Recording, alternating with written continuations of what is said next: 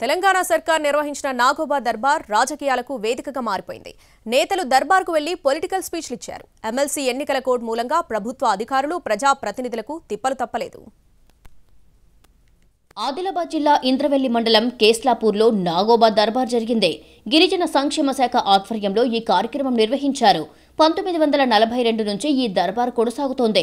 నాగోబా జాతర జరిగే రోజుల్లో దర్బార్ నిర్వహించటం ఆనవాయితీగా వస్తోంది. అయితే ప్రస్తుతం ఎమ్మెల్సీ ఎన్నికల కోడ్ అమలులో ఉంది. రాజకీయ నాయకులంతా వేదిక ఎక్కి ప్రసంగాలిస్తుంటే జిల్లా అధికారులు మాత్రం ఓ ఇరుకు గదిలో గంటల తరబడి ఉండిపోవలసి వచ్చింది. అయితే గిరిజన సంక్షేమ శాఖ అధికారికంగా నాగోబా దర్బార్ కార్యక్రమం నిర్వహించింది. ఇందులో కాంగ్రెస్ ప్రజాప్రతినిధులు పాల్గొనటం ఎన్నికల కోడ్ ఉల్లంఘన కిందికే వస్తుందని ఆరోపిస్తున్నాయి ప్రతిపక్షాలు.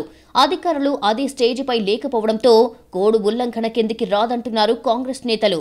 ఆదివాసీల సంస్కృతి సాంప్రదాయాలు ఎంతో గొప్పవన్నారు మంత్రి సీతక్క. మెస్రం వంశీయుల పూజా విధానం ఆదర్శమని కొనియాడారు.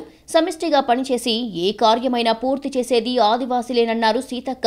మొత్తానికి నాగోబా దర్బార్ కాస్త నేతల రాకతో రాజకీయాలకు వేదికగా మారింది.